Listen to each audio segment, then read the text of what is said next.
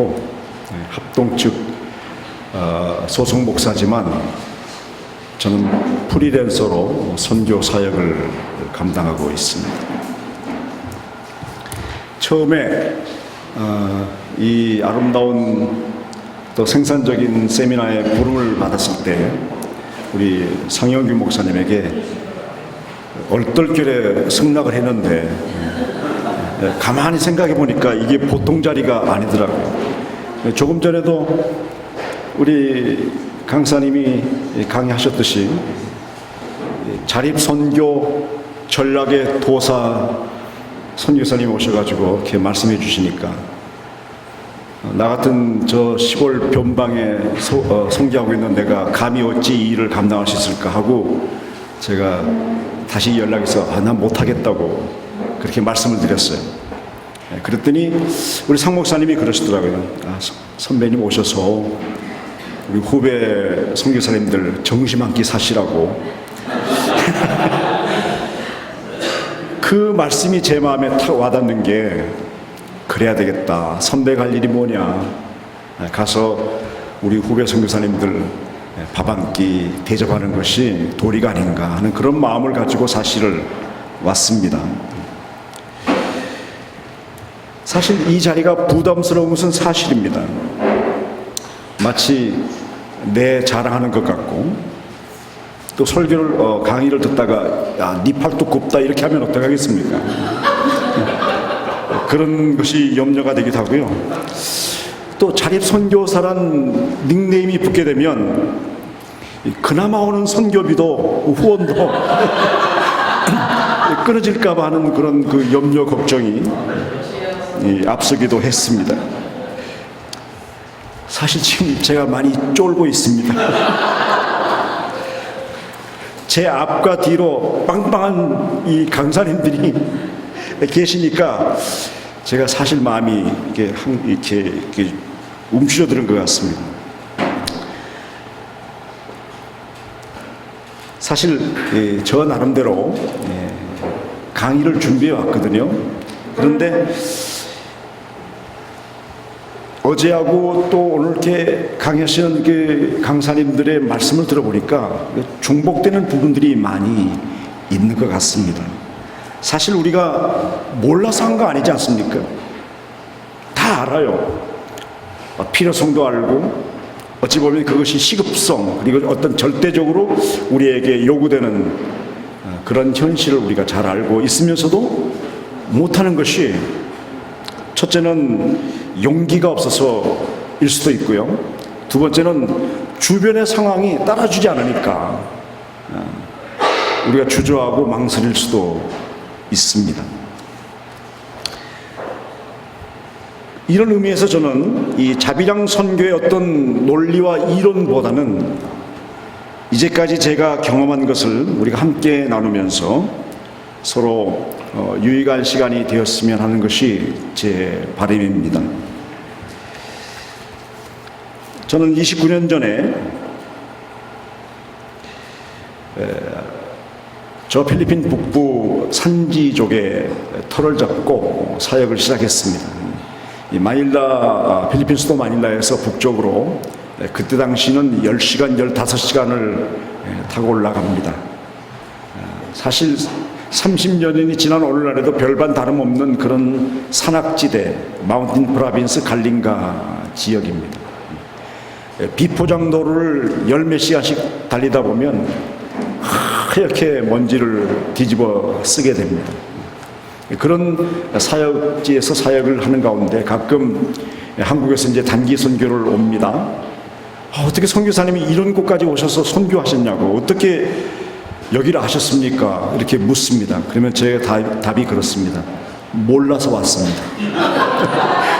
나도 계산 있는 사람이고 눈치가 빠른 사람인데 내가 알고 이것저것 앞뒤 다 제거하면 저는 여기 못 옵니다. 사실 그래요. 모르니까 갔습니다. 사실 우리가 선교사로 나가기 전에 뭐 선교 현장을 리서치한다, 뭐 또 탐방한다 이런 이야기들을 말씀하시는데 다 좋은 어떤 시작이지만 그러나 때로는 모르는 것이 좋을 경우가 많이 있습니다. 우리가 어떻게 다 알고 시작하겠습니까? 그냥 모르고 하는 거예요. 때로는 주님의 명령이니까, 아니 성령이 우리 마음에 감동하면 그냥 하는 거예요. 그러다 보면 우리 주님께서 인도하시고 열매를 맺게 하시고 또 이 자리에 서게도 하시는 겁니다. 어찌 보면 이 말이 굉장히 무책임하고 불성실하게 들릴 수도 있습니다.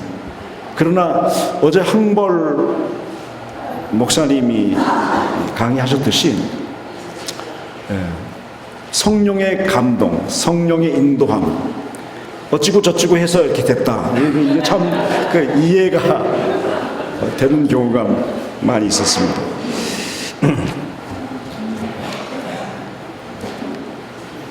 제가 처음에 산지에 올라가니까 굉장히 어려워요. 사람이 전염병이 걸려서 우리나라로 말하면 그저 링거 하나 꽂아주면 살 수 있는 그런 상황인데도 링거를 꽂아주지 못하니까 그저 수입 먹고 토하고 설사하고 해서 제 앞에서 10명이 죽어져가는 그러한 경우도 지켜보았습니다. 그리고 정말 그들의 삶이 어려웠어요. 여기 도시 근교였던 빈민촌과는 비교할 수 없는 정말 그들의 조상으로부터 대대로 내려오는 그런 현장이었어요. 그래서 저도 사실 안 하는 거 빼놓고 다 해봤습니다. 그 온주민 성도들에게 또 가정들에게 어떤 그 조금이라도 삶의 어떤 그 윤택이라는 단어가 좀 사치스러울지 모르겠지만 좀 더 나은 삶을 위해서 돼지도 사줘봤고요, 토끼도 사줘봤고요, 염소도 사줘봤고요. 때로는 가가얀 지방에는 라이스필드도 제가 놈도 사줬고, 그리고 맹고나무도 심었는데 모두 다 실패했습니다. 돼지를 사주는데 첫 번째 새끼 나기까지는 괜찮았는데 그 다음에 가니까 다 잡아먹어버렸어요. 배고프니까. 토끼도 사주는데 어느 정도 크니까 없어졌어요. 염소도 마찬가지고. 그리고 문제는 뭐가 문제였냐면 그 성도들과 나와의 관계 속에 하나님의 말씀과 성령의 인도함이 있어야 되는데, 주일날 온주민들이 교회에 오면 동물농장 이야기를 하고 있는 거예요. 우리 돼지는 어떻고 우리 토끼는 어떻고. 그래서 그 성도들과 나와의 관계가 어떤 선교적인 차원에서의 만남과 교제와 영적인 그런 그 교제가 있어야 되는데 그게 아니고 그것이 비즈니스, 어떤 물질적인 것, 그런 걸로 관계가 맺어지는 것을 보면서 이건 아니다 하는 생각이 들었습니다. 제 이야기를 하는 것이니까 여러분들 크게 오해 없이 들으시기 바랍니다. 그리고 가가얀 지방의 나이스필드를 이렇게 사줬어요. 사줬는데 해마다 안 되는 거예요. 해마다 태풍이 다 쓸어버리고 가물어버리고 병들어 죽어버리고. 그래서 이제 주변에 친구 목사 선교사가 그러는 거야. 선교사가 뭐 하면 안 됩니다. 그냥 오직 선교만 해야지 선교사가 뭐 하면 뭐 안 됩니다. 그 말이 솔깃하게 들려와서 사실 그렇게 처음에는 열정을 가지고 시작을 했다가 손을 놨습니다. 그리고 사역에만 열심을 냈었습니다. 제가 하는 모든 일마다 실패했기 때문입니다. 그런 가운데 한 10여 년이 흘렀는데 우리 집안에 굉장히 큰 사건이 일어난 게 우리 집사람이 암에 걸려버렸어요. 근데 제가 산지에서 있었기 때문에 저 사람이 암에 걸린 줄 몰랐어요. 어느 날 제가 한국에 노회에 참석하려고 들어가는데 집사람이 하는 소리가 여보세요, 요번엔 나도 좀 데려가세요 그러는 거예요. 이거 보니까 많이 야했어요. 만나면 저 사람 얼굴이 커서 그렇지 많이 마했더라고요. 그래서 이제 한국에 데려갔는데 제가 전철을 타고 이동을 하는데 흔들리는 전철 안에서 이 사람이 손잡이를 못 잡는 거예요. 그래서 당신 팔이 좀 이상한 것 같다 해가지고 신림동에 있는 남서울병원에 이제 우리가 물리치료를 받으러 갔는데, 이 물리치료사가 선교사님 사모님 좀 이상합니다. 큰 병원에 가봤어요. 그래서 우리가 그 다음날 영등포에 있는 한강성심병원에 갔습니다. 그랬더니 닥터가 모든 진찰과 검사를 마친 후에 우리 두 부부를 앉혀놓고 하는 소리가 뭐냐면, 선교사님 사모님이 이 지경에 들어 어찌 그리 몰랐습니까? 뭡니까? 암입니다. 이미 암이 임파선으로 다 전이됐기 때문에 길어야 6개월, 짧으면 3개월이 끝납니다. 그렇게 사형 선고를 내렸어요. 그러면서 그분이 한번 최선을 다하자고 하면서 수술을 했는데 얼마나 많이 잘라냈던지, 지금도 저 사람 이렇게 벗으면요, 지금도 이렇게 물집이 생겨가지고 새카맣게 타 있어. 내가 사진을, 집사람 사진을 또 보여드리기도 그런데, 그건 그렇습니다. 근데 하나님의 은혜로 저 사람이, 여러분들 이게 좀 신비주의인지 모르겠지만, 그 수술실에서 회복실에 옮기는데 너무 고통스러우니까 막 고통 아주 끙끙거려요. 그러다가 회복실에서 잠깐 저 사람이 잠이 들었는데, 저 사람 꿈속에, 죄송합니다, 하늘에서 커다란 손이 내려오더래요. 그리고 머리부터 온몸을 만지기 시작하는데, 만지는 부분마다 얼마나 뜨겁던지 막 뜨겁다고 소리를 지르는, 자기 소리에 놀라가지고 눈을 떴는데, 그때 저 사람 마음속에 들려오는 주님의 음성이 뭐냐면, I am healing God, 나는 치료하는 여호와라. 우리 주님이 만져주셨어요. 그래서 3개월, 길어야 6개월인데 지금 15년째 살고 있습니다. 5년 동안 저 사람이 한국에서 수술을 받고 요양을 했습니다. 그러면서 저 사람이 하는 소리가 뭐냐면, 이제 그만하고 나와라. 이제 당신 그만 고생했으면 됐어. 당신이 한국에서 사역하게 되면 내가 어디든지 쫓아가서 당신 사역에 협력하고 도울 테니까 이제 그만하고 나오라. 사실 우리 선교사님들이 어떤 똑같은 입장인지 모르겠지만, 지금까지도 제가 유일하게 변하지 않는 한 가지 기도 제목이 있다면 그것은 바로 선교지 탈출입니다.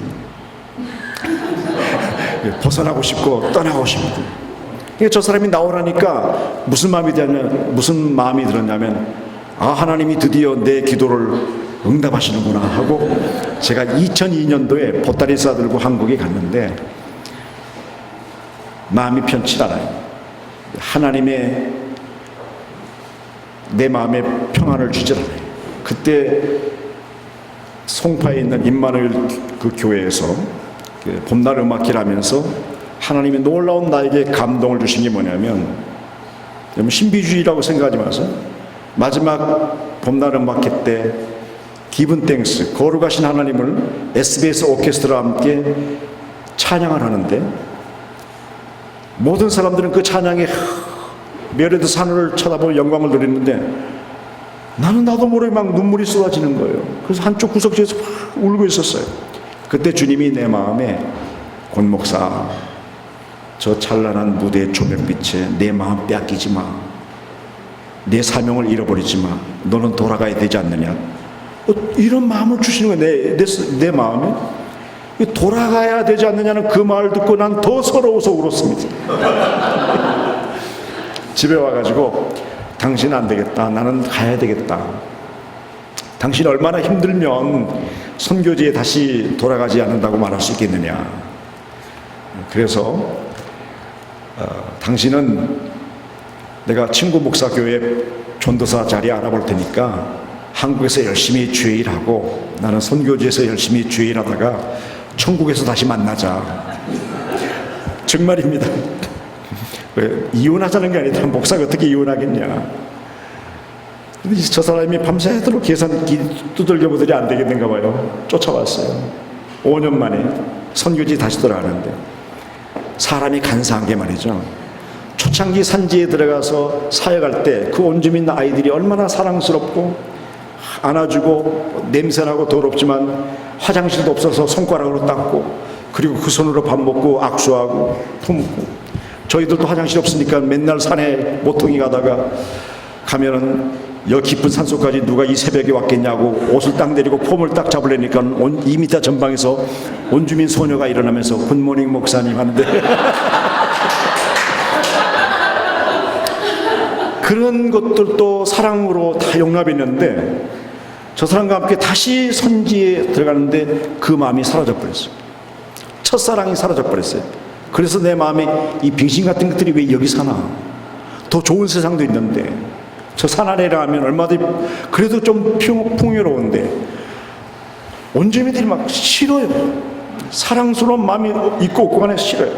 이 사람이 마음이 우리가 누군가로부터 사랑을 못 받았을 때 괴롭지만 그보다 더 괴로운 것은 우리의 생명을 다 바쳐서 사랑할 수 없다는 것처럼 괴로운 게 어디 있습니까? 우리는 주님의 사랑을 받고 있지만 그보다 더 중요한 것은 우리의 몸과 마음과 생명을 다 바쳐 사랑할 수 있는 그 대상, 우리 주님 하나님이 우리가 있기 때문에 오늘 우리가 여기에 있는 거 아니겠습니까? 근데 그 마음이 사라진 거예요. 그런데 산속에다가 우리가 성전을 짓고 성전 헌당식을 하는데 그 꼬질꼬질한 얘들이 눈만 뜨면 서로 대박 뒤밀고 이점이라고 정신없고 아까 말씀드린 것처럼 손으로 똥 싸고 손으로 닦고 정말 그런 아이들이 특별 찬양으로 월십을 하는데 마치 천사들이 내려와서 찬양하는 것 같아요. 집사람과 함께 세멘트 바닥에 무릎 꿇고 하나님 앞에 감사했어요. 하나님 감사합니다. 그때 내 마음에 주님이 주신 두 번째 사역이 뭐냐면 권 목사 바로 저 아이들이야 그러는 거예요. 너 저 아이들을 위해서 네 남은 생을 헌신해 줄 수 없냐? 저 아이들을 위해서 네 남은 생을 이곳에 머무를 수 없겠느냐? 어떻게 해요? 그 아이들이 참 예뻐요. 그런데 15살, 16살 되면 시집을 가가지고 애 하나 둘 낳으면 지 엄마 아빠가 똑같이 꼬질꼬질하고 정말 형편없는 아이들이 돼버립니다. 산속에는 전기수도 안 들어오니까 사실 올 여러분들에게 좀 멋있게 보이려고 오다가 이렇게 이발도 하고 막 얼마나 내가 이 무스를 바르고 이게 젤을 발라가지고 이렇게 난 머리에 얼마나 신경 쓰는 거야. 왜냐하면 이 머리가 아주 초가지. 그러니까 산속에서 이제 머리를 감지 않습니까? 그러면 막 이렇게 머리가 서가지고 강단에서도 주 예수를 믿어라. 이게 웃기는 거예요, 내가. 그래서 안 되겠다.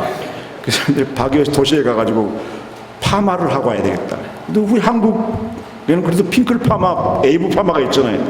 근데 산속에 본토 그 지역에 거기에 무슨 핑클 파마, 에이브 파마가 있습니까? 30년 전에. 무슨 파마였냐면 아줌마 파마를 했어. 나는 파마를 하면 하룻밤 자고 일어나면 머리가 쫙 이렇게 붙은 줄 알았어요. 파마를 하고 하룻밤 자고 일어났더니 이 머리가 썩이 났어.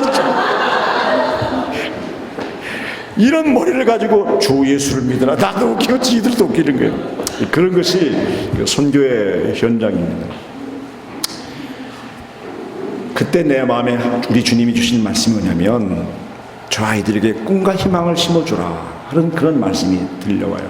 산속에는 성선들이 많아요. 한 집에 보통 10명, 12명씩 있어요. 먹고 낳고. 거기는 아무것도 문화시설이 없으니까 해만 떨어지면 그냥 조용 잡니다. 애낳습니다. 그 아이들의 꿈과 희망을 심어주라는 그 말씀을 붙잡고 우리가 2004년도 7월 14일 날 누구 하나 어떤 그 후원자도 없고 백그라운드도 없이 저는 교단 소속이 아니기 때문에 어떤 교단에서 책임져 주는 사람도 없고 후원 약속해 주는 데도 없었지만 주님의 그 말씀, 이 아이들에게 꿈과 희망을 심어줘야 되겠다는 그 말씀을 붙잡고 저희가 7월 14일 날 첫 삽을 떴습니다.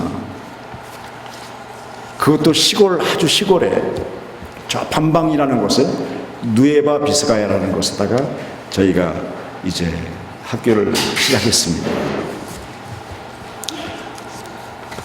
시작했는데 아무것도 없잖아요. 그런데 내 마음에 네가 산속에서 그 아이들을 통해서 감동받고 눈물 흘렸던 그 아이들 17명 17명을 제가 한국에 데려가기로 마음을 먹었습니다. 비행기 표값 후원해 주는 사람도 없었어요. 그래서 제가 빚을 내가지고 17명을 데리고, 꼬질꼬질한 그 아이들을 데리고 저희가 한국교회를 방문했습니다. 산속에는 복음성가도 우리가 만들어서 복음성가를 만들었는데 그 복음성가가 얼마나 또 은혜가 되는지 몰라요. 어떤 친구들은, 한국에 있는 저 친구들은 힘들고 어려울 때 산속에서 그 아이들이 불렀던 그 복음성가가 내리에 스치면 다시 힘을 얻고 용기를 얻어서 살아간다는 그런 이야기를 듣기도 했습니다. 그거를 CD를 만들어가지고 만장을 만들어가지고 한국을 갔습니다. 한국에 가서 말씀을 전하고 CD를 쫙 들려고 하는데 속에서 쪽팔리게 그러는 거예요. 쪽팔리게 무슨 선교사가 CD를 파냐. 그래서 첫 번째 간 교회에 300장을 여러분들을 위해서 내가 몇 가지 시중에는 12,000원, 여기는 10,000원 하려다가 쪽팔리게 하는 그 소리에 딱 눌려버리고 그냥 드리면서 마지막으로 그 밑에 온라인 번호 있습니다 그랬어요. 그랬더니 딱 10명한테 돈이 들어왔어요. 10만 원 10장.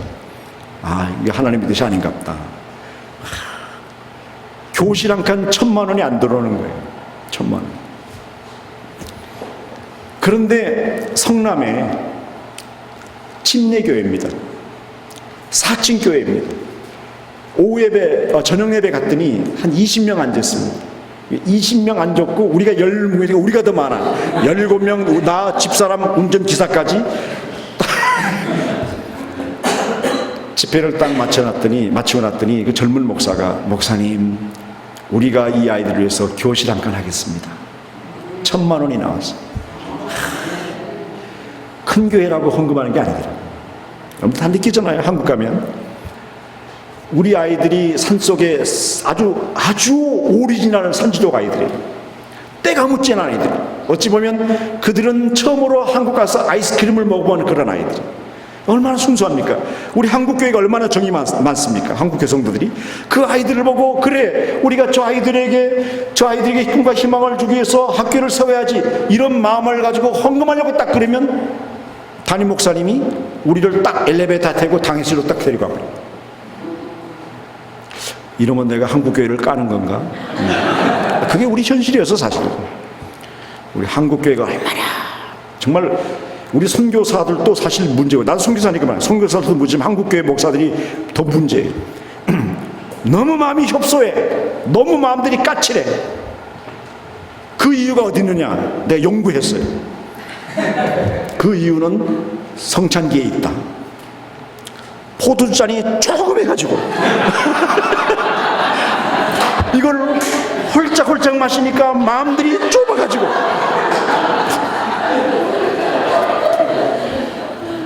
그럼 돌아가시거든. 자, 최소 이 정도는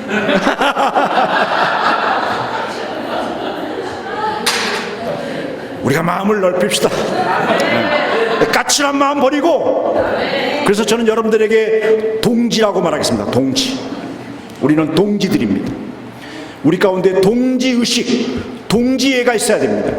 그런 마음을 가지고 고구마 줄기를 주시고 고구마 두 알을 주셨는데 감사합니다.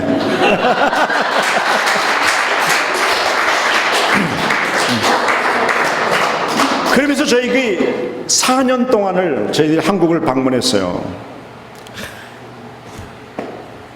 헌금이 안 나오더라고요. 근데 하나님께서 나로 하여금 책을 쓰게 하셨어요. 지난 15년 동안 산지에서 사역했던 그 일들을, 그것도 저는 문학을 공부한 사람도 아니고 뭐 책을 쓸 만한 그런 인물도 아닌데, 주변에 있는 그 후배들이 목사님 필리핀 선교 30주년에 그래도 책으로 남길 수 있는 분은 목사님밖에 없습니다. 자꾸 얼마나 꼬시든지. 알고 봤더니 그 친구가 뭐냐면 대필 해주고 돈 받는 친구들이잖아. 그래서 이제 썼는데 하나도 내 마음에 안 들어. 그래서 내가 다시 고쳤어요. 책을 썼는데 제목을 뭘로 하냐? 제목이 선교하다 죽으리. 우리 집사람이 이 책을 딱 보더니 당신은 빼도 박도 못하고 이제 필리핀에서 죽게 생겼습니다. 선교하다 죽으리 했으니까. 그런데 그 책을 쓰고 나니까 새롭게 하소서 CBS에서 불러요. 그래서 제가 방송국에서 이제 방송을 나갔고요. 총신 2009년도 총신 가을 개강 수련회 3일 강사로 저를 불렀어요. 안 간다는데 나 못 가. 내가 어떻게 시골 촌놈이 거기 가서 말씀을 전합니까? 1800명 교수, 박사, 뭐 학생들 기라성 같은 애들이 앉아 있는데 내가 가서 무슨 말씀을 전합니까? 그러니까 안 된대 오라는 거. 학생들이 다 권 목사님을 요청한다. 그 3개월 동안 설교를 이렇게 준비해가지고 딱 가서 첫날 딱 설교를 하는데 난 설교하고 지들은 듣고 있는데 내 속에서 성령이 은혜가 안 된다 그러는 거예요.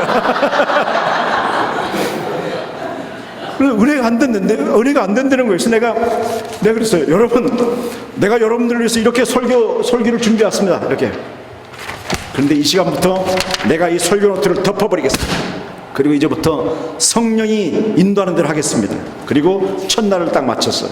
그랬더니 필리핀에 있던 우리 딸내미가 총신대 종교교육관가 나왔는데 그 친구한테 딸내미한테 지 엄마한테 전화 왔어요. 엄마, 오늘 아빠 설교 어땠어? 엄마 네 아빠 설교 오늘 죽 썼다. 그러니까 딸내미가 엄마, 내가 뭐라고 그랬어? 그 총신대 가서 거기 가서 아빠가 설교를 하면 어떻게 하냐고. 뭘 해야 되냐 그랬더니 내가 아빠한테 배운 거 뭘 배웠는데 필리핀 영혼을 사랑하는 거. 그 필리핀 영혼 사랑한 그 이야기를 하라는 거예요. 그래서 이틀 3일 동안은 필리핀 선교 사역지에서 일어났던 간증으로 3일 딱 마쳤더니 3일 딱 마치고 저녁에 내가 인사를 딱 했더니 아이들이 박수를 치기 시작해요. 그리고 신창섭 신대원장, 정은택 총장 대리 이 양반이 오셔서 꽃다발하고 기념표를 주는데 두 번째 나가서 인사를 해도 아이들이 박수를 계속 치는 거예요. 그리고 다 일어나가지고 박수 치는 거예요. 세 번째 나가서 내가 인사를 하고 2층을 고개를 들어서 쫙 봤더니 2층에 아이들이 많이 앉았었거든요. 근데 그 아이들이 하나도 보이지 않고 거기서 밝은 조명빛이 쫙 나한테 비치면서 하는 소리가 뭐냐면 내가 너를 위로하노라. 믿거나 말거나 제가 느끼는 대로 하는 거예요. 여러분, 주님이 위로하신다는 말에 울지 않을 사람이 어디 있습니까? 주님이 위로한다는 말에 얼마나 마음이 내가 거기서 주님 하고 울었어요. 그러더니 앞에 있는 녀석들도 내가 강사가 오니까 지들도 운다고 막 난리였어. 계속 박수가 났어요. 그리고 끝나고 돌아가는데 헌금 바구니 돌리지도 않았습니다. 그런데 그 아이들이 나가면서 안내석 저 탁자 위에 올려놓고 간 헌금이 얼마냐면 2,500만 원 나왔어요. 종신에서 신학생들이 돈이 있습니까? 근데 그 아이들 몽땅 다 호주머니 털어가지고 거기다 놓고 나갔어요. 그러면서 교수님이 그러시더라고요. 종신 역사상 기립박수가 딱 2번 있었습니다. 첫 번째는 원로 교수님이 은퇴하면서 후배들이 박수 쳤고, 두 번째는 권영수 선교사입니다. 제가 이런 사람입니다.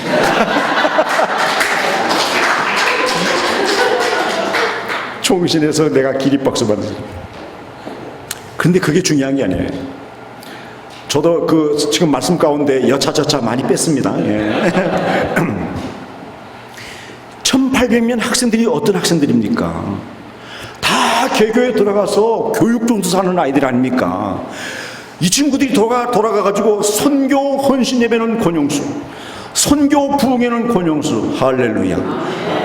그래가지고 하여간 그때 수영로교회, 대구 동북교회, 부강교회, 소봉산교회, 하여간 웬만한 큰 교회는 다 불려가 받아. 그렇게 하나님이 역사를 하세요, 그렇게. 그런데 큰 교회에서는 헌금이 안 나오더라고요. 제가 풍성한 교회 아시죠? 부산? 두 날개. 금요 철학기도회 때 와서 말씀 전해달라고 해가지고, 그래서 내가 얼마나 모입니까? 그랬더니 한 3,000명 모인대, 철야 때. 그래서 내가 서울로 전화해서 어떤 장로님한테, 장로님, 책 500권을 용달차에 싣고 오십시오. 그랬더니 장로님이 용달차에 싣고 서울에서 부산까지 왔어. 아까 말씀드린 것처럼 책을, 그때 처음에는 CD였지만 책을 딱 들며 시중에서는 12,000원, 여기는 10,000원 하려고 그랬는데 다시 내 속에서 쪽팔리게 그러는 거예요. 그래가지고 10,000원 하다가, 여러분 제가 500권 싣고 하는데 여러분들에게 그냥 나눠드리겠습니다. 한 가정에 하나씩 가져가십시오 하고 돌아서 나오는데 여러분 조동아리가 어떻게 속이 쓰라린지 옹금은 고사하고 용달비를 넣어요. 용달비를 하늘 공짜가 없어요. 그래가지고 제가 풍성한 교회에서는 그대로 책 나눠주고, 저 청성 진복교회 갔는데 거기서 토요일날 딱 가는데 군포 성산교회 내 친구 목사에서, 군 목사 요번 5월 첫 주일날 우리 교회 와서 남전대 헌신예배 좀 인도해달라 해서 가야지. 그러니까 예배를 딱 마쳤는데 남전대 헌신예배에서 1,000만 원을 딱 준비해가지고 주셨어요. 하나님께서 공짜로 주니까 절대로 그건 공짜가 아니더라고요. 어디서 채우든지 채워주십니다. 나는 여러분들에게 오늘 이 강의하러 온 게 아니라 점심 사러 왔다니까. 나도 계산이 빠른 사람이고. 그래서 제가 학교를 이렇게 세워나가는데요, 제가 이렇게 간증하니까 여러분들 뭐 이상하게 생각할지 모르겠지만 저도 나름대로 준비를 다 했습니다. 이게 나 이거 넘길지도 몰라. 이거 어떻게 넘기는 거예요? 자, 뭐 그냥 내가 빨리빨리 넘길 테니까 이렇게 그냥 보세요. 두 번째.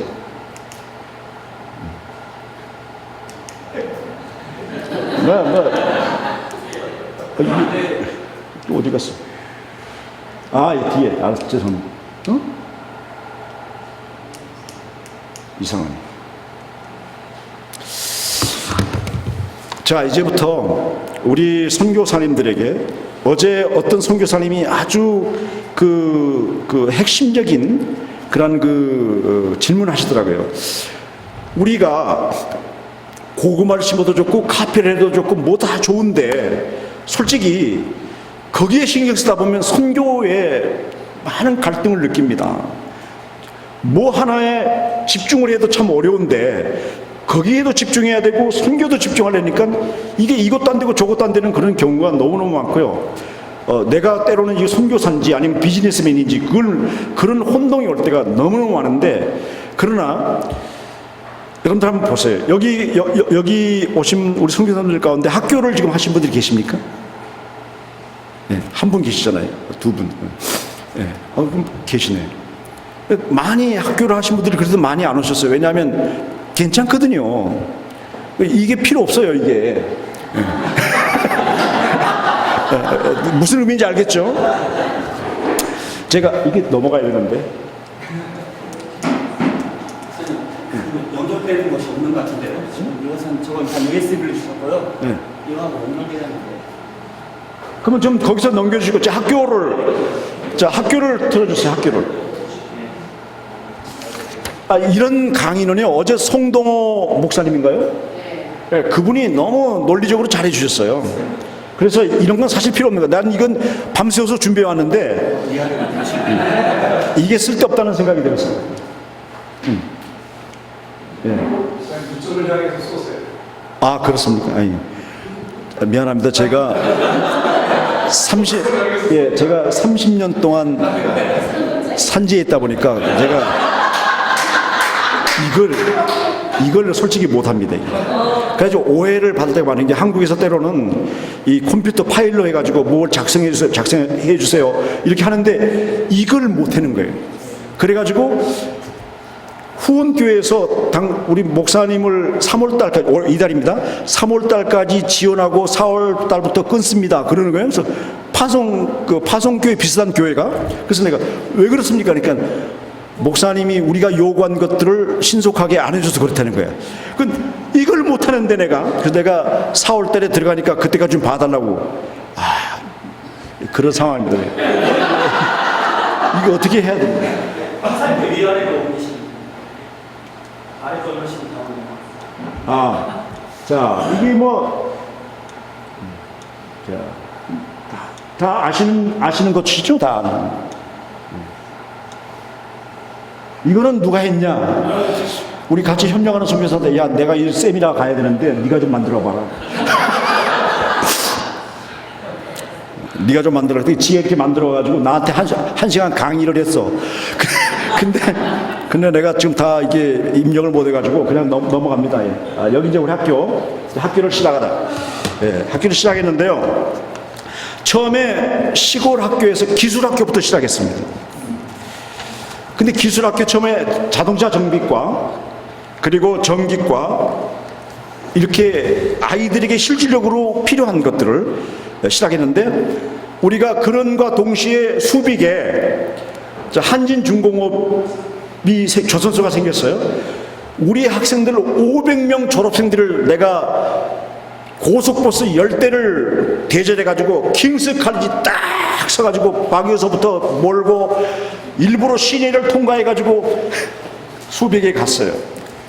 그러니까 이 아이들이 입소문이 나가지고 권영수 선교사가 운영하는 학교 가면 취직은 된다, 먹고는 산다. 우리 학교 이게 지금 현재 본관입니다. 그리고 저기가 현재 그 반방 캠퍼스입니다. 저 위에 누르면. 자, 여기 지금 하이스쿨 아이들이 지금 여러분들 아시다, 한국의 필리핀의 학제가 바뀌면서 지금 K-12가 되면서 대학교 1학년 4학년밖에 없고 2학년 3학년이 없습니다. 그리고 여기가 지금 뭡니까, 그 반방 캠퍼스고요. 입구입니다. 반방 캠퍼스 입구. 여기가 하이스쿨이고요. 자, 여기는 이제 우리 바기오에 있는 벵겟 캠퍼스입니다. 여기가 짐이고요. 여기는 지금 칸틴입니다. 여기가 기술학교가 있고요. 현재 컴퓨터룸. 자, 우리 처음에 시작할 때 테크니컬 프로그램으로 시작했습니다. 그 일자리 수요 맞춤형 프로그램으로 이제 시작을 했거든요. 그러다가 점점 이제 가장 기본적인 학과, 교육대학학과, 그다음 행정학과, 회계학과, 경찰학과, 신학과, 이런 학과들을 시작했는데, 참 너무너무 이제 나중에 설명하겠습니다. 기본적인 학과를 이제 시작했는데, 이제 뭐든지 이제 마케팅 전략을 잘해야 돼요. 모든 비즈니스든지 마케팅을 어떻게 전략했냐면, 우리가 해년마다 한두 번씩 거리 행진했습니다. 학교 그 플랜카드를 들고 아이들 쫙 하고, 그 다음에 그 민속 춤을 추면서 거리 행진을 하면서 이제 학교를 알리기 시작했습니다. 그 다음에 학생들 숫자도 얼마 안 되는데, 수빅에 가면 일본에서 몇십 년 폐차된 거 버스들이 들어오거든요. 그 버스들이 한 2대를 제가 사가지고 칠을 멋있게 쓰고 옆에다가 킹스 칼리지 오브 더 필리핀 딱 쓰고, 쓸데없는 특별한 목적도 없이 시내를 한 바퀴 돕니다. 그러니까 이 필리핀에 스쿨버스를 가진, 시골에 스쿨버스를 가진 학교가 없어요. 그런데 야, 킹스 칼리지는 스쿨버스 있다, 부자 학교다, 이런 인식을 심어준 거예요. 그리고 축제 때 시골에 불꽃놀이가 어디 있습니까? 불꽃놀이. 시골의 축제 때 불꽃놀이 돌려서 뻑뻑 터뜨려요. 그러니까 그 시골에서 난리가 난 거예요. 경찰서 군인들이 쫓아왔어요, 밤송에. 왜냐하면 MP들이 나온 줄 알고, 뻥뻥 소리에. 이게 우리 학교가 지금 여기 축제 기간에 이 불꽃놀이 한다. 그러니까 이 아이들이 도시에서나 가야 볼 그런 그 일들을 시골에서 제가 일부러 했어요. 그랬더니 이 주민들도 그렇고 아이들도 어떤 긍지와 이 불꽃놀이 하나에 긍지를 느끼고 빈 버스가 돌아다녀도 마음에 애들이 긍지를 느끼는 거예요. 이런 마케팅 전략을 했습니다. 그리고 우리 학교에 제가 특별히 신경 쓴 게 뭐냐면 화장실. 왜 화장실을 신경 썼냐면 산속에 내가 화장실 없어가지고 고민을 많이 해서 맨날 이 아이들이 똥 싸고 이렇게 손으로 닦아서 화장실 옆에다가 뭡니까 그 요즘 나오는 거 있잖아요. 예, 비데는 아니지만 그 호수 그걸 했더니 얘들이 얼마나 좋아하는지. 근데 지금은 다 없는 게 애들이 그거 가지고 물싸움을 하게 양쪽에. 그래가지고 치겠다 그러졌어요. 그러니까 얘들의 생각을 바꿔줬어요. 그래서 자기 집보다 우리 학교가 더 좋다. 밑에 전부 다 바닥을 타일로 깔고 아주 잘했어요. 그리고 화장실도 야 우리 직원들에게 화장실에서 밥을 먹을 수 있을 정도로 깨끗하게 해라. 그 새로 짓는 데는 내가 일부러 호텔 화장실을 보여줬어요. 호텔 화장실처럼 해라. 근데 못하더라고요. 얘네들이 기술이 없어가지고 못하더라고요. 그렇게 홍보 전략을 했고요. 근데 하나님 제가 조금 전에 말씀드린 것처럼 이 필리핀에서 교육 사업이 괜찮습니다. 저희가 늦게 50이 넘어서 학교를 시작했기 때문에 저희들은 대학부터 시작했어요.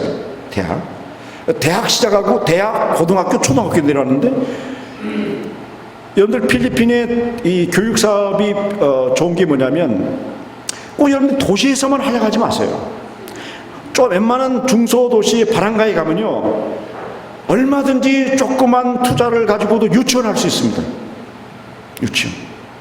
유치원하면서 차근차근 이제 올라가면 됩니다. 이렇게 1학년 초등학교에서 1학년 또 교실 한 건 늘리고 2학년 이렇게. 제가 알기로는 교육부 대표돼서 제가 정보를 느끼는 이 필리핀에 약 2만 개의 교실이 부족합니다. 교육 사업이 괜찮고 또 한 가지 중요한 것은 라오스나 미얀마, 캄보디아 이런 지역은 우리가 투자한 만큼 어떤 수입이 우리는 이렇게 투자했는데 거기서 나오는 수입이 푼돈입니다. 돈의 가치가 그렇게 떨어집니다. 그러나 필리핀은 어느 정도 경제가 올라왔기 때문에 우리가 투자한 만큼 어떤 수입이 왔을 때 그 돈의 가치가 괜찮습니다. 그러면 우리 학교에 그 수입이 어떻게 되느냐? 이게 제일 궁금하시죠? 1년 매출이 저기 분교거든요. 제가 예배드리고 있는 이게 지금 짐을 짓고 있고 짐이 완성되는데 우리 학교 아이들 지금 저 뭐처럼 보입니까 이게? 예. 나는 저 아이들이 전부 다 돈으로 보입니다. 돈으로. 1년에 이 정보가 새로 만드는 1년에 약 40억이 들어옵니다. 그리고 10억 정도가 남습니다. 그런데 중요한 것은 지금 호주머니에 돈이 하나도 없습니다. 왜냐하면 교육 사업이라는 것은 계속 재투자를 해야 됩니다. 재투자하지 않고 거기 이 상태에서 멈춰버리면 학교는 점점 퇴보해집니다. 그리고 여러분들 보시면 알다시피 우리 선교사님들 비즈니스 한다고 고민할 필요 없어요. 뭐 하겠습니까? 말씀 전하는 거예요. 말씀 전하면서 돈 버는 거예요. 쉽게 말하면 학교 사역이 제일 좋습니다. 고구마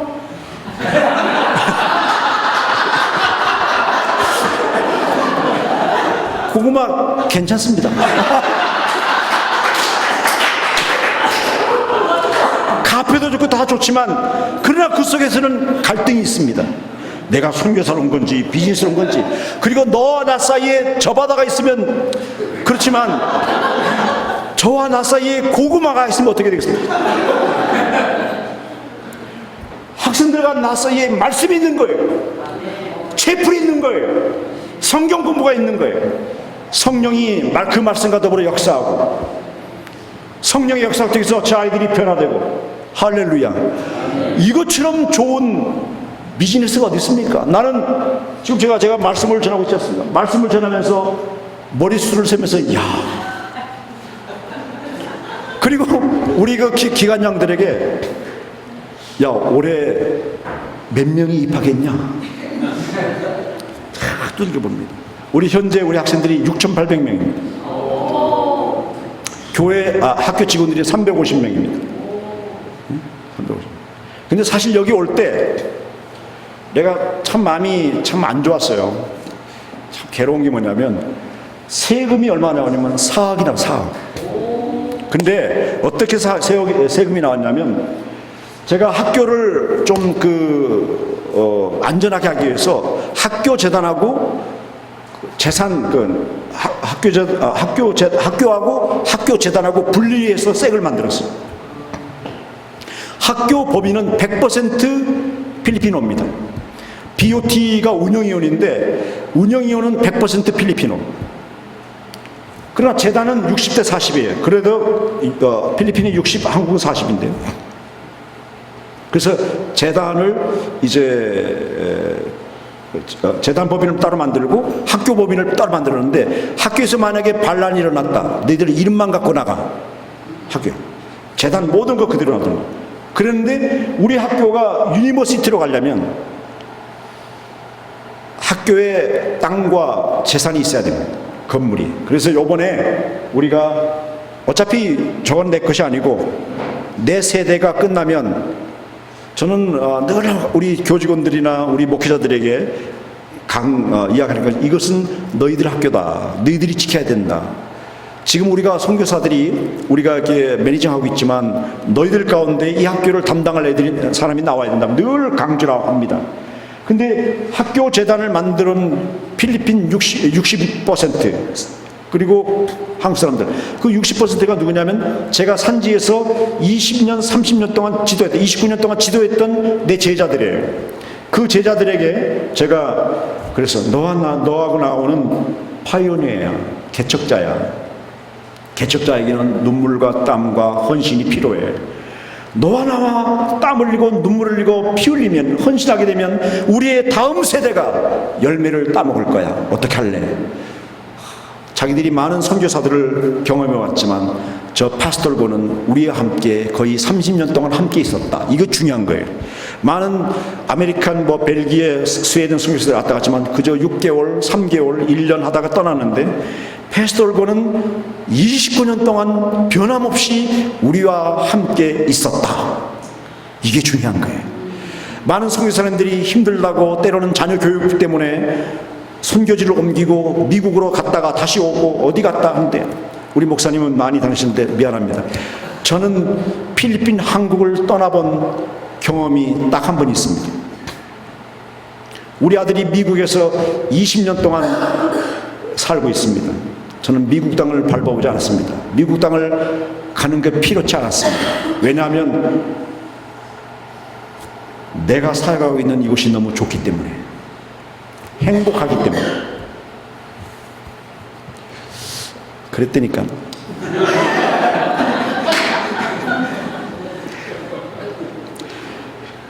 그런데 하나님께서 내가 지금 이렇게 자꾸 하는데 이 예배드리는 이 장면들이 참 너무 은혜로워요.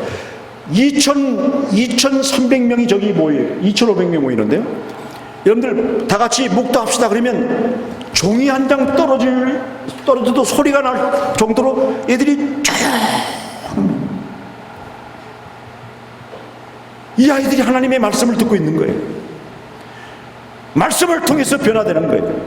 제가 연세대학교에서 성도 캠퍼스에서 2번, 신촌 캠퍼스에서 5번, 3번 설교했는데, 아이씨, 설교하다가 뛰어내리고 싶어, 이 자식들 말이야. 설교하다 그냥 집어 던지고 싶어요. 들어오자마자 요구하고 다 줘라. 연세대학교 학생들뿐만 아니라 한국 신학교도 학생들도 그렇습니다. 그걸 보고 우리 아이들이 묵도합시다는 소리와 함께 조용하게 말씀 듣고 있는 그 아이들이 얼마나 사랑스러운지. 선교사님, 비즈니스 선교 고민할 필요 없어요. 학교하면 돼. 유치부부터 시작하세요. 유치부를 하는데 필리핀 학교 유치원을 가보세요. 별 볼 일 없어요. 여러분 제가 우리 학생들 유니폼을 많이 제가 다 디자인했어요. 여러분 이 체육관 내가 다 디자인 설계했어요. 믿거나 말거나. 정말이에요. 아이들 유니폼을 만드는데 제가 디자인했어요. 어떻게 디자인했냐? 한국 좋은 학교 유니폼 웃돌이 아랫돌이 짜집게 해가지고 우리 하나 만들고. 그리고 저기 로고 예쁘잖아. 로고 괜찮죠? 저 로고를 보면 어떤 생각이 딱 납니까? 우리 종신 거기 신대원 그 로고 생각나죠? 거기에다가 여기 보면 프리덤 justice about the 그리고 또 truth 이렇게 나오는데 자유 진리 정의 저건 다른 거 없어요. 고려대학교 거 내가 카피했어요. 그리고 저 빨간 거 여기 파란 거는 필리핀 국기예요. 그리고 앞에 여기 저 왕관 노랗게 했잖아요. 필리핀 국기 그 상징했고요. 뭔가 좀 고급스럽게 해보세요. 유치원 하나 하더라도 최고요. 그러면 요즘은 필리핀 부모들이 교육열이 있어가지고요. 그리고 이제는 필리핀 사람들도 조금 더 고급스러운 걸 좋아하기 때문에 기왕이면 좀 더 나은 곳으로 자녀들을 보냅니다. 유치원 하려면 거기다 카페트를 깔아버리세요. 아이들. 그리고 사물함부터 모든 걸 한국의 유치원 카페에 와서 사진 찍어가지고 만들면 돼요. 돈 많이 안 들어요. 뭔가 다른 데보다 다르게 시작하라고요. 유치원 학생들 50명만 돼도 먹고 살아. 사회가 할 수 있어요. 제가 이 학교를 통해서 70개 교회 산지족을 제가 돕습니다. 70개. 그래서 한국에서 들어오는 후원금을 가지고 학교를 지어나갑니다.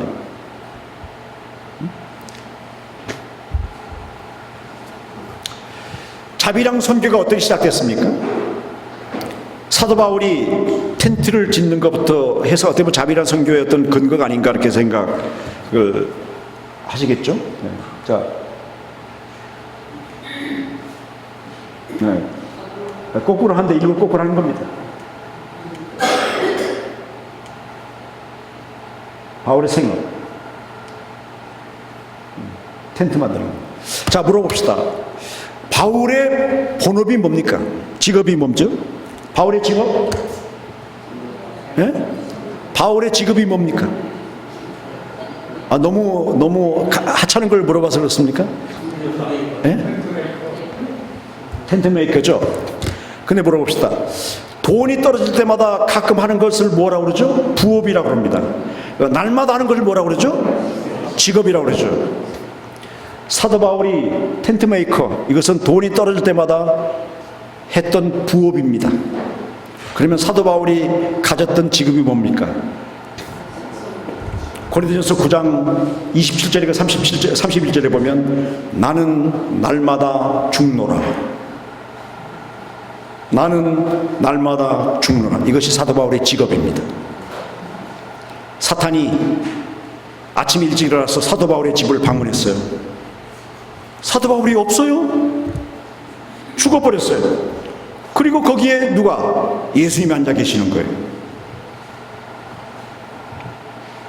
오늘 목사님 말씀처럼 사도 바울은 하나님 나라에서도 유명한 자요 사탄의 나라에서도 유명한 자입니다. 그래서 사도 바울이 손수건만 들고 흔들어도 귀신이 무서워 벌벌 도망갔습니다. 그걸 보고 유대인 마술사가 그걸 바울에게서 배웠어요. 그래가지고 똑같이 귀신 들린 자를 데리고 똑같이 예수 이름으로 귀신을 쫓아냈어요. 그때 귀신이 그 마술사에게, 유대인 마술사에게 뭐라고 합니까? 나는 바울도 알고 예수도 알고, 아니 예수도 알고 바울도 아는데 넌 누구냐 이 새끼 하면서 발로 차버렸어요. 여러분, 아무리 자립선교 고구마 카페 해도 그건 부업이고요. 나 까려고 그런 게 아니고 어제 송동호 그 양반은 더 하더라고 나보다. 어디 계신지 모르겠죠. 정말입니다. 내가 정말 존경하고요. 우리 목사님은 딱 강단에만 서도 카리스마가 있어요. 싹 하면. 근데 저는 아무리 해도 카리스마 그냥은 아무것도 없는데, 카페나 다른 것은 그것은 우리의 부업이고요. 우리의 본업은 따라합시다. 나는 날마다 죽노라. 우리가 조그만 고개 쳐들면 하나님이 차버리거든요. 목을 쳐버리거든요. 어떻게 하겠습니까? 새벽마다 무릎 꿇고 저 앞에 기도하는 것이 무슨 기도입니까? 하나님, 나는 낯습니다. 아무것도 아닌 존재입니다. 오직 주님의 이름만, 성령만 나타나기를 원합니다. 할렐루야. 여러분, 하나님 나라는 죽어서 가는 나라가 아닙니다. 하나님 나라는 살아서 가는 나라입니다. 오늘 우리가 예수 믿으면 죽으면 천국 간다? 아니요. 거듭나게 되면 하나님 나라 갑니다. 우리가 거듭나지 못하면 하나님 나라 갈 수 없습니다. 하나님 나라를 볼 수 없습니다. 거듭나다는 의미가 무엇입니까? 우리의 목적이 바뀌는 거예요. 우리 목적이. 아담이 에덴 동산에서 선악과를 따먹었습니다. 선악과는 하나님의 주권입니다. 따먹은 후에 하나님의 주권이 인간에게로 옮겨졌습니다. 하나님의 저주가 임했습니다. 제2의 아담이 예수님이 오셨습니다. 하나님의 주권을 회복하기 위해서 우리가 물과 성령으로 거듭날 때에 우리의 목적이 변하고 우리가 무엇을 하든지 주님의 목적, 하나님의 나라, 거기에 초점을 맞춰야 될 줄로 믿습니다. 예수님이 마태복음 3장에 요한으로부터 세례를 받았습니다. 세례를 받은 그 순간부터 우리 주님의 공생애는 시작됐습니다. 예수님의 공생애는 무엇입니까? 그 발걸음이 바로 죽음을 향해서, 십자가를 향해서 달려가고 있는 것입니다. 오늘 저와 여러분들이 물과 성령으로 거듭났다면, 물로 거듭났다면 우리의 목적이 바뀌어서 이제는 우리의 삶을 하나님의 목적으로, 하나님의 나라로 향하여 달려가는 역사가 있어야 될 줄로 믿습니다. 이 목적을 바꾸고 십자가를 향해서 달려갈 때에 필요에 따라 부어주시는 성령의 역사, 그것이 성령의 세례입니다.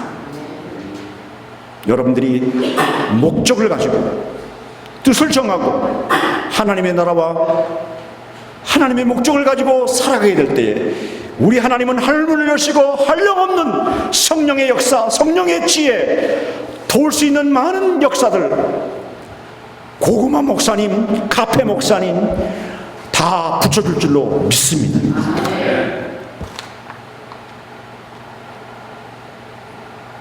내가 열받다 보니까, 스스로 열받다 보니까 중요한 걸 빼뜨려보겠습니다. 이것만 하고 마치겠습니다. 이거 맞춰도 저는 4시간만 딱 하는 거예요. 난 어떤 분처럼 길게 안 해.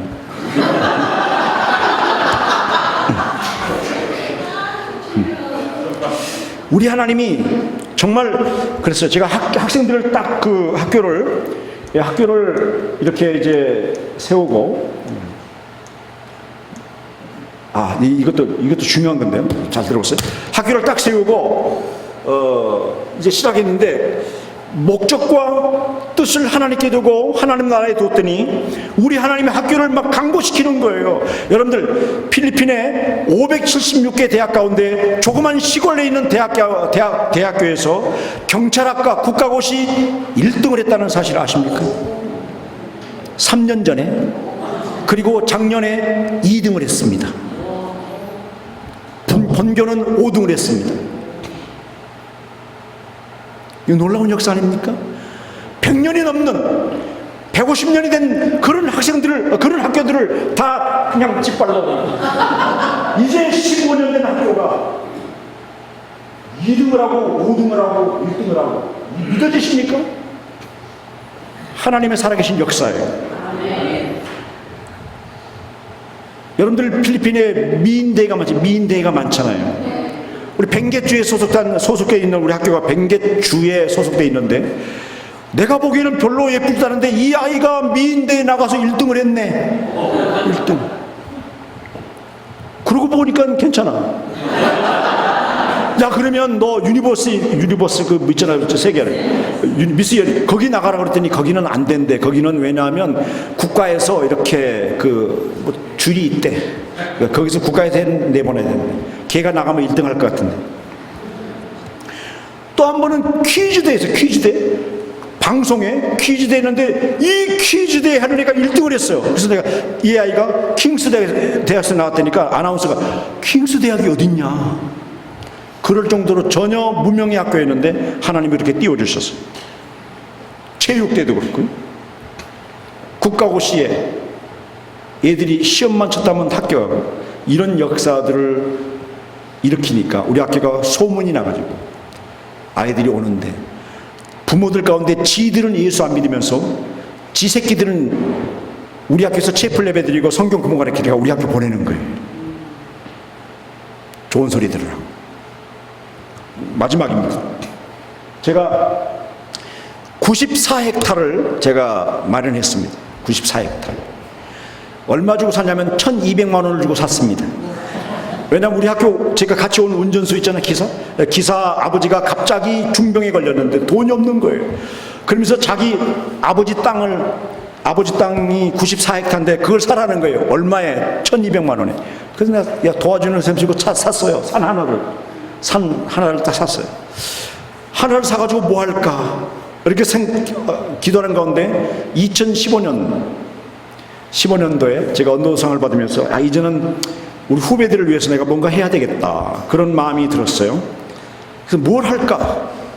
그래서 그 땅에다가 이게 팔카타 나무인데 팔카타 나무는 한 5년 되면 숙성합니다. 이게 뭘 만드냐면 베니어판을 만드는 그런 원료가 됩니다. 많은 중국 바이어들이 민다나오에 나무를 많이 심고 있는데 거기에 나무를 사러 옵니다. 근데 그쪽에는 정치적으로 혼란스러우니까 이제는 그 나무가 북쪽으로 좀 올라오는데 우리가 처음으로 북쪽에다가 팔카타 나무를 7만 그루를 심었습니다. 7만 그루. 안 놀래네. 7만 그루. 그런데 이게 지금 나무가 2년 된 나무예요. 2년 된. 앞으로 저는 남쪽에서 5년이면 나는 한 8년을 보거든요. 8년. 앞으로 5년 후에 저 나무가 어떻게 될까? 나무 한 그루에 계산해 보십시오. 5천 페소씩. 저는 7만 그루 가운데 한 1만 그루는 죽어라. 1만 그루는 죽고 한 6만 그루만 살아라. 앞으로 5년 후. 근데 5년 후 내 나이가 저는 여기에서 혜택이 없습니다. 저는 철저하게 우리 다음 세대, 우리 후배들을 위해서 저는 나무를 7만 그루를 심었습니다. 저희가 다 묘목을 했습니다. 묘목을 해가지고 나무를 심은 거예요. 지금은 저렇게 보잘것없지만 앞으로 5년 후에 역사가 일어날 줄로 믿습니다. 6만 곱하기 5천 해보세요. 300밀리언. 거기서 또 빼버려. 한 100밀리언 빼버려. 우수리로. 200밀리언 곱하기 22원. 40억이 넘죠.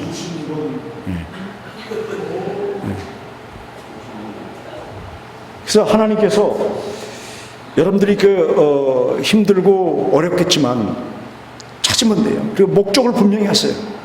하나님 나라와 하나님 뜻을 위해서. 그러면 성령을 부어주십니다. 이것이 제 강의였는데요. 제가 너무 솔직하게 이야기를 해서 저 선교사가 전부 다 카피한 거구나. 지가 만들어 온 게 아니구나. 저도 만들었습니다. 그러니까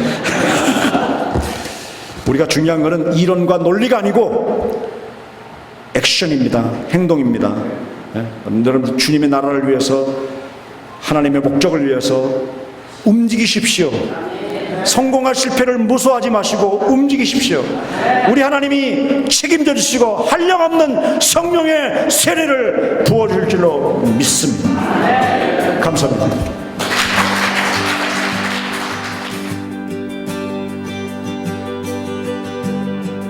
You are